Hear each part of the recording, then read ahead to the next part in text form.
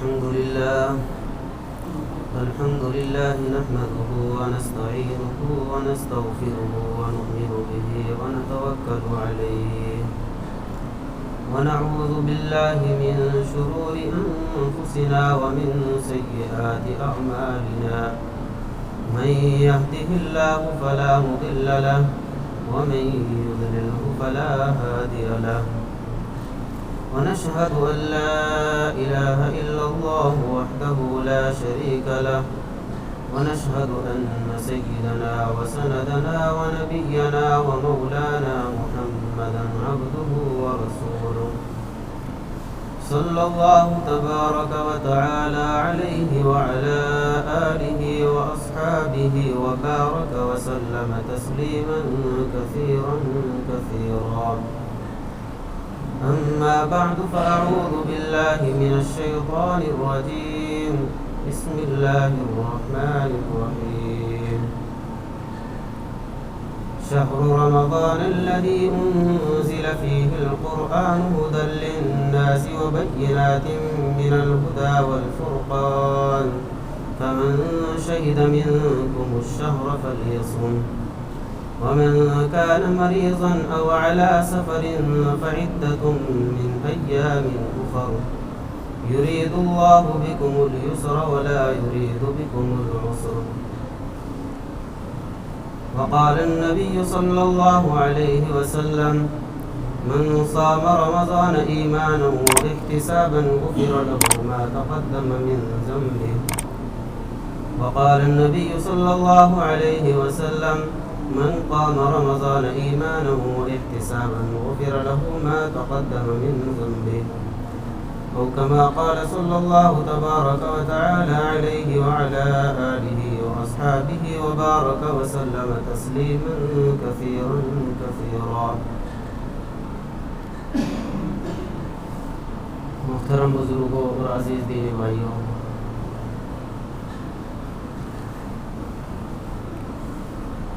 وہ مہینہ جس کا ہمیں مہینوں پہلے سے انتظار ہوتا ہے، وہ اپنی تمام تر برکتوں، رحمتوں اور اپنے تمام تر انوارات کے ساتھ ہم پر سایہ فگن ہو چکا ہے. اہل اللہ، اللہ والے، انبیاء کرام علیہ السلام اس مہینے کے لیے، اس مہینے کی برکتوں کو، اس کے انوارات کو سمیٹنے کے لیے مہینوں پہلے سے تیاریاں شروع کر دیتے تھے. حضور صلی اللہ علیہ وسلم رمضان سے 2 مہینے پہلے سے دعا مانگنا شروع کر دیتے تھے. اللہم بارک لنا فی رجب و شعبان و بلغنا رمضان. الہ العالمین ہمارے لیے رجب اور شعبان کے مہینے میں برکت عطا فرما، یعنی ہماری عمروں کے اندر برکت عطا فرما تاکہ ہم رمضان المبارک کو پا سکیں، رمضان کی رحمتوں کو، اس کے انوارات کو، اس کے برکات کو سمیٹ سکیں. تو یہ اللہ تبارک و تعالیٰ کا بہت بڑا فضل، اس کا احسان، اس کا انعام ہے کہ اللہ تبارک و تعالیٰ نے ہمیں اپنی زندگی میں ایک اور رمضان المبارک عطا فرمایا.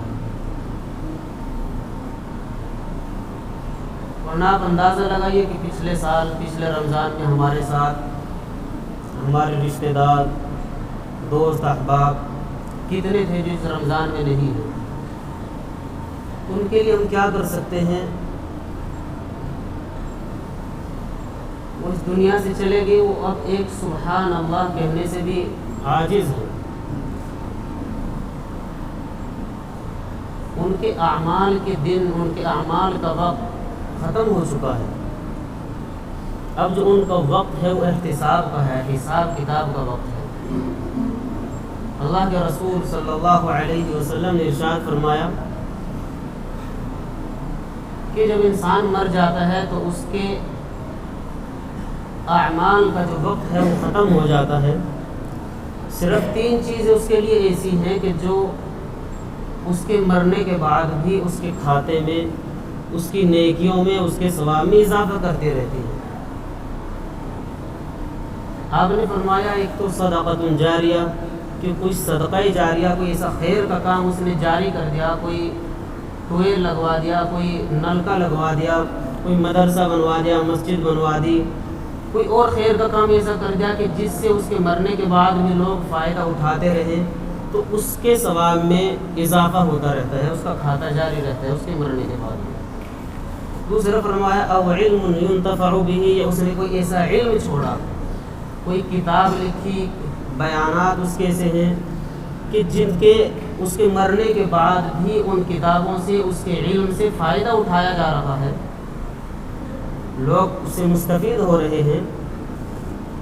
تو اس کا ثواب بھی اس کو اس کے مرنے کے بعد ملتا رہتا ہے۔ دوسری چیز۔ تیسری چیز فرمائی او ولد صالح، یا اس کی نیک صالح اولاد ہو جو اس کے لیے، یا اس کے رشتہ دار ہو جو اس کے لیے قرآن کریم کی تلاوت کر کے، یا کوئی صدقہ دے کر، خیرات دے کر، اللہ کے راستے میں کچھ خرچ کر کے اس کو اصالِ ثواب کرتے رہیں۔ یہ تیسری چیز ہوئی۔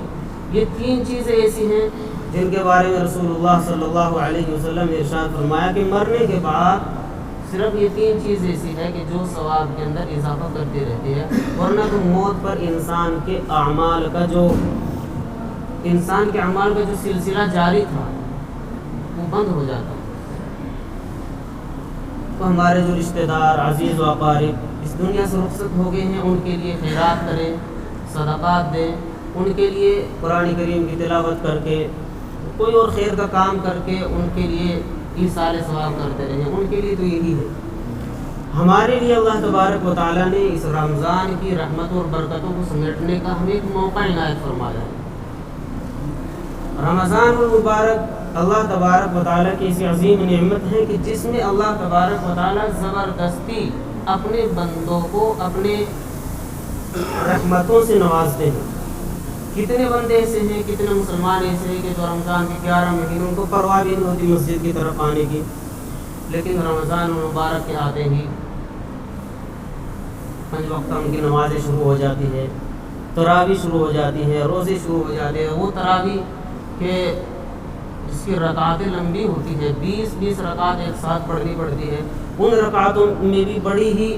خوشی کے ساتھ وہ شریک ہوتا ہے۔ تو یہ گویا کہ اللہ تبارک و تعالیٰ نے ایک ایسا موقع عنایت فرمایا ہے کہ جس میں اللہ تبارک و تعالیٰ زبردستی اپنے بندوں کو اپنے دربار میں بلاتا ہے، تو وہ میری رحمتوں کو سمیٹے، اس مہینے کے انوارات کو، اس کے برکات کو سمیٹے، اپنی مغفرت کرائے اور اپنے ثواب میں، اپنی نیکیوں میں اضافہ کرے۔ رسول اللہ صلی اللہ علیہ وسلم نے ارشاد فرمایا کہ جو شخص رمضان المبارک کا روزہ رکھے ایمان اور احتساب کی نیت سے، ایمان و احتساب غفر له ما تقدم من ذنبه، کہ جو آدمی ایمان کی حالت میں احتساب یعنی اللہ تبارک و تعالیٰ سے ثواب کی امید کے ساتھ، ثواب کے یقین کے ساتھ روزہ رکھے گا تو اللہ تبارک و تعالیٰ اس کے پچھلے سارے گناہوں کو معاف فرما دے گا۔ اور ایک روایت میں فرمایا من قام رمضان ایمان و احتسابا غفر له ما تقدم من ذنبه، کہ جو شخص قیام اللیل کرے گا، رات میں تراویح کی نماز پڑھے گا، تو ایمان اور احتساب کے ساتھ یعنی ایمان کی حالت میں اور اللہ تبارک و تعالیٰ سے ثواب کی امید کے ساتھ، اللہ تبارک و تعالیٰ اس کے لیے پچھلے تمام گناہوں کو معاف فرما دیتے ہیں۔ رمضان المبارک کے تعلق سے میں نے جو قرآن کریم کی آیت پڑھی اس کا ترجمہ یہ ہے کہ شہر رمضان الذی انزل فیہ القرآن، رمضان المبارک کا بابرکت مہینہ جو ابھی چل رہا ہے، اسی میں قرآن کریم نازل ہوا۔ ہدی للناس وبینات من الہدی والفرقان، جو لوگوں کے لیے نمونہ ہدایت ہے، ذریعہ ہدایت ہے،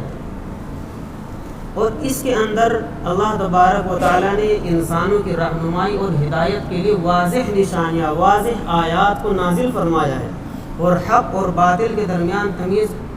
پیدا کرنے والے دلائل اس کے اندر اللہ تبارک و تعالیٰ نے رکھے ہیں۔ اللہ تبارک و تعالیٰ کے ارشاد فرماتے ہیں فمن شہد منکم الشہر فلیصم، کہ جو یہ مہینہ پائے، جو اس مہینے کو پالے تو اس کے اوپر لازم ہے، اس کے اوپر فرض ہے کہ اس مہینے کے روزے رکھے۔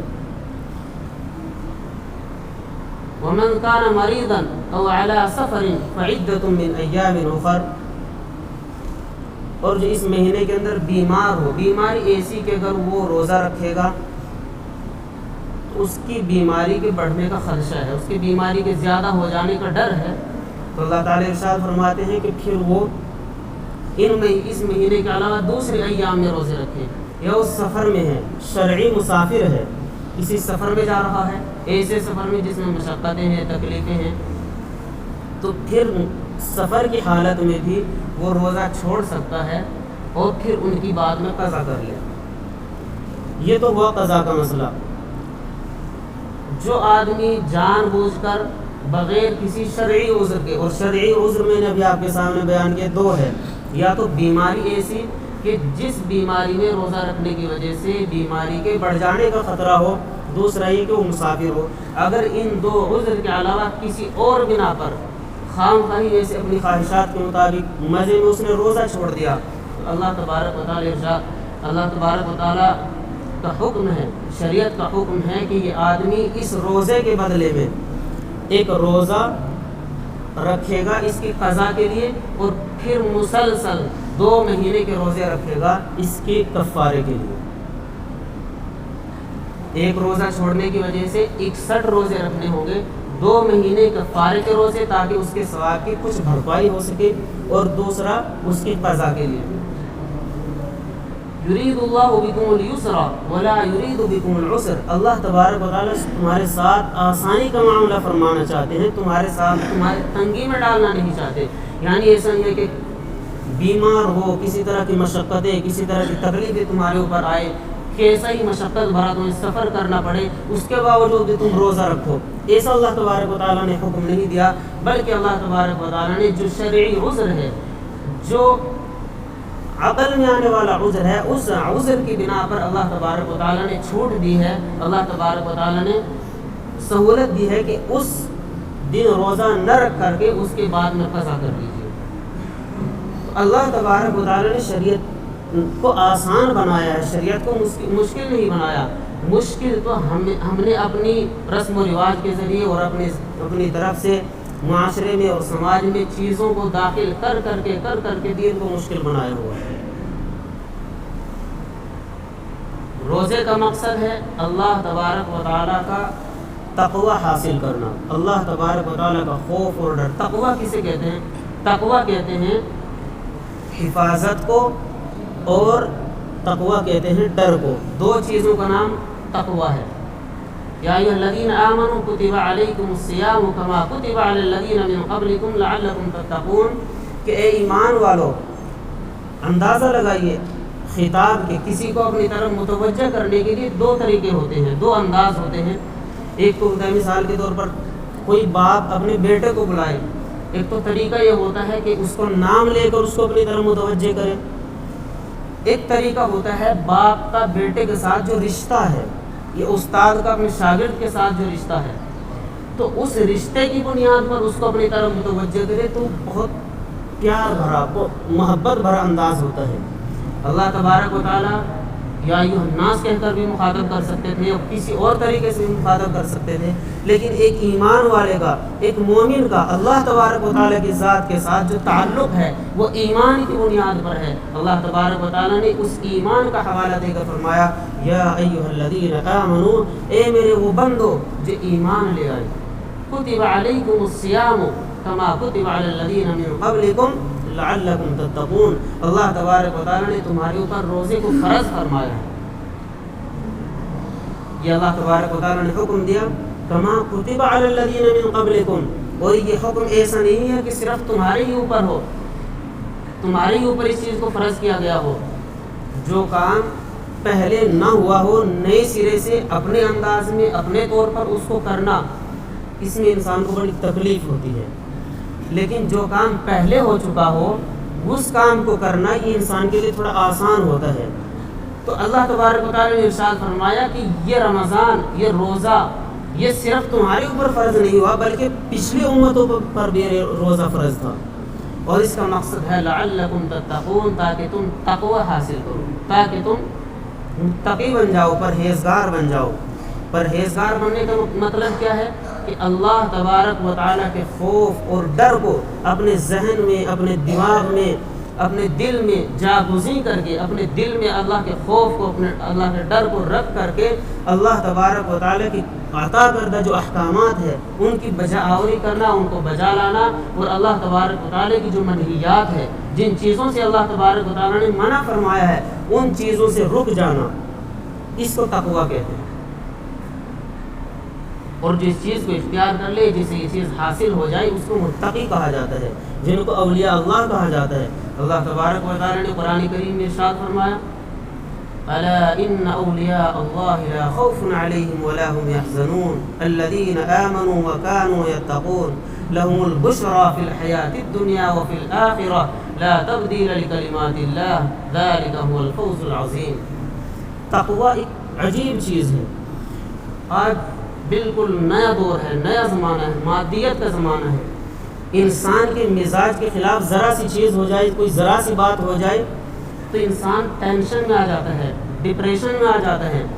آج جو ہمارے معاشرے میں، ہمارے سماج میں جو منشیات کا دورہ ہے، جو نشہ آور چیزوں کا استعمال کثرت سے ہوتا جا رہا ہے، اس کی ایک بڑی وجہ انسان کی ٹینشن ہے، ڈپریشن ہے۔ جب وہ ٹینشن میں چلا جاتا ہے، ڈپریشن میں چلا جاتا ہے، تو اس ٹینشن کو، اس ڈپریشن کو دور کرنے کے لیے وہ غلط چیزوں کا عادی ہو جاتا ہے۔ کبھی وہ بیڑی میں کش لگائے گا، کبھی وہ سگریٹ میں کش لگائے گا، کبھی وہ پھر اس کے اندر دوسری چیزیں ڈال کر کے وہ اس کے اندر کش لگائے گا اور اس سے اپنے آپ کو سکون دینے کی کوشش کرے گا۔ لیکن یہ تمام چیزیں انسان کو تباہ کرنے والی ہے، انسان کو برباد کرنے والی ہے۔ ان چیزوں سے انسان کو سکون حاصل نہیں ہوتا۔ الا بذکر اللہ تطمئن القلوب، دلوں کو جو اطمینان حاصل ہوتا ہے، جن دلوں کو جو سکون حاصل ہوتا ہے، وہ محض اللہ تبارک و تعالیٰ کے ذکر سے حاصل ہوتا ہے۔ اللہ کے ذکر کے علاوہ اگر کسی دوسرے راستے کو اختیار کرو گے، کسی دوسری راہ پر چلو گے تو تم سکون حاصل نہیں کر سکتے۔ انہی تقوی حاصل کرنے والوں کے بارے میں اللہ تبارک و تعالیٰ نے فرمایا الا ان اولیاء اللہ لا خوف علیہم ولا هم يحزنون، خوب جان رکھو جو اللہ کے ولی ہوتے ہیں، جو متقی ہوتے ہیں، جو پرہیزگار ہوتے ہیں، لا خوف علیہم ولا هم يحزنون، ان پر نہ کسی قسم کا خوف ہوتا ہے اور نہ وہ غمگین ہوتے ہیں۔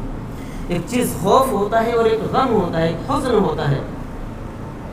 خوف آئندہ آنے والے واقعات، کل کیا ہوگا، پرسوں کیا ہوگا، حالات ایسے ہو رہے ہیں، حالات بد سے بدتر ہوتے چلے جا رہے ہیں، کل کیا ہونے والا ہے، آنے والے زمانے میں ہمارے ساتھ کیا ہونے والا ہے، اس چیز کا خوف لگا ہوا ہے، اس چیز کا ڈر بیٹھا ہوا ہے۔ اس کو خوف کہتے ہیں اور حزن کہتے ہیں۔ جو گزشتہ زندگی میں، گزشتہ کل، گزشتہ پرسوں، یعنی گزشتہ زندگی میں جو ہمارے ساتھ واقعات ہوئے ہیں، جو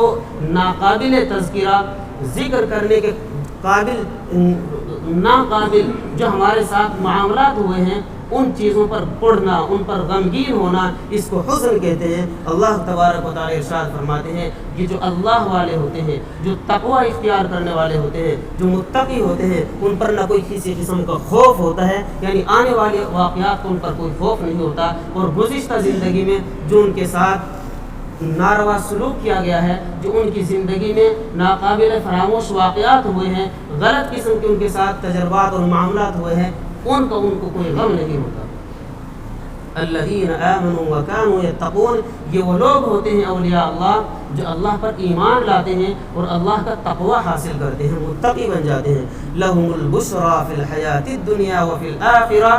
انہی کے لیے بشارت ہے دنیاوی زندگی میں بھی اور اخروی زندگی میں بھی۔ لا تبدیل لکلمات اللہ ذلک هو الفوز العظیم، اللہ تبارک و تعالیٰ کی سنت میں کوئی کسی قسم کی تبدیلی نہیں ہو سکتی۔ فطرت میں اللہ تبارک و تعالیٰ نے قدرتی طور پر جو انسان کے لیے جو راستہ تجویز فرمایا ہے، اس کی بہتری کے لیے، اس کی اچھی رہنمائی کے لیے، وہی راستہ فلاح اور کامرانی کا ہے، وہی راستہ فلاح کا اور کامیابی کا ہے۔ اس کے علاوہ جو دوسرے راستے پر چلیں گے تو اللہ تبارک و تعالیٰ ارشاد فرماتے ہیں کہ تم کامیابی حاصل نہیں کر سکتے۔ کامیابی کا راستہ وہی ہے جس کو اسلام نے متعین کیا ہے، کامیابی کا راستہ وہی ہے جس کو اللہ تبارک و تعالیٰ نے قرآن کریم کے اندر بڑی تفصیل کے ساتھ کھول کر بیان کیا ہے۔ کامیابی کا راستہ وہی ہے جس کو رسول اللہ صلی اللہ علیہ وسلم نے اپنی احادیث مبارکہ کے اندر، سنتوں کے اندر بڑی وضاحت کے ساتھ بیان کیا گیا ہے۔ ذالک هو الفوز العظیم، یہی کامیابی ہے، یہی بڑی کامیابی ہے۔ اس کامیابی کے علاوہ اگر تم کسی دوسرے طریقے سے کامیاب ہونا چاہتے ہو تو تم کامیاب نہیں ہوں گے، اس دنیا کے اندر بھی ناکام ہوں گے اور اخروی زندگی کے اندر بھی ناکام ہوں گے۔ اس رمضان المبارک میں چونکہ ابھی شروعات ہے،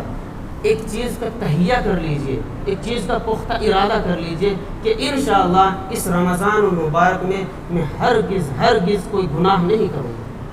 رمضان کا مقصد، روزے کا مقصد صرف روزہ رکھنا اور صرف تراویح پڑھنا نہیں ہے۔ روزہ بھی رکھیں، تراویح بھی پڑھیں، تلاوت کلام اللہ بھی کریں اور ذکر و اذکار بھی کریں، خیرات بھی کریں، جتنے خیر کے کام آپ سے ہو سکتے ہیں وہ تمام کے تمام کریں۔ لیکن ایک چیز کو اپنے پلے باندھ لیں کہ اس رمضان المبارک میں ہم انشاءاللہ کوئی بھی گناہ کا کام نہیں کریں گے، کوئی بھی حرام کا لقمہ، حرام کام نہیں کریں گے۔ رمضان المبارک میں روزے کی حالت میں انسان کے لیے جو چیزیں جائز تھی، کھانا جو کیا تھا، جائز تھا، لیکن اللہ کا حکم آیا کہ تمہیں صبح صادق سے لے کر غروب آفتاب تک کھانا نہیں ہے۔ پینا جائز تھا، لیکن اللہ کا حکم آیا کہ صبح صادق سے لے کر سورج کی چھپ جانے تک تمہیں پینا نہیں ہے، بیوی کے پاس نہیں جانا۔ ان تمام چیزوں سے جب ہم رک رہے ہیں جو ہمارے لیے جائز تھی، تو وہ چیز جو پہلے سے حرام ہے، وہ چیز جو پہلے سے زیادہ شدت کے ساتھ حرام ہے، وہ اس بابرکت مہینے میں، اس روزے کی حالت میں ہمارے لیے اور زیادہ شدت کے ساتھ حرام ہوگی۔ جھوٹ بولنا حرام تھا، رمضان میں بالکل ہرگز جھوٹ نہ بولے۔ غیبت کرنا اپنے بھائی کا، اپنے مسلمان بھائی کا، زندہ مسلمان بھائی کا گوشت کھانے کی طرح ہے۔ اللہ کے رسول صلی اللہ علیہ وسلم کی حدیث ہے،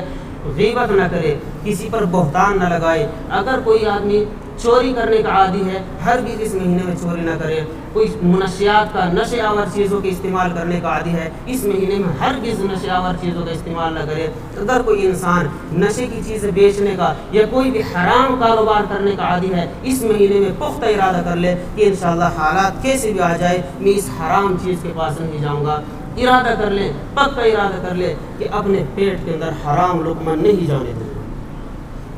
جب ہم ان حرام چیزوں سے بچیں گے اس رمضان المبارک کے مہینے میں، تو اللہ تبارک و تعالیٰ اس رمضان المبارک کے بابرکت مہینے کی برکت سے، جو اس کے علاوہ 11 مہینے ہیں، اللہ تبارک و تعالیٰ ان مہینوں میں بدرجہ اولا ہمیں حرام سے بچنے کی توفیق عطا فرمائے۔ اللہ تبارک و تعالیٰ جو باتیں کہی گئی ہیں، اللہ تعالیٰ ان سب پر ہم سب کو عمل کرنے کی توفیق نصیب فرمائے۔ ہمیں اللہ تبارک و تعالیٰ رمضان المبارک کو خوب قدردانی کرنے کی توفیق نصیب فرمائے۔ وآخر دعوانا الحمدللہ۔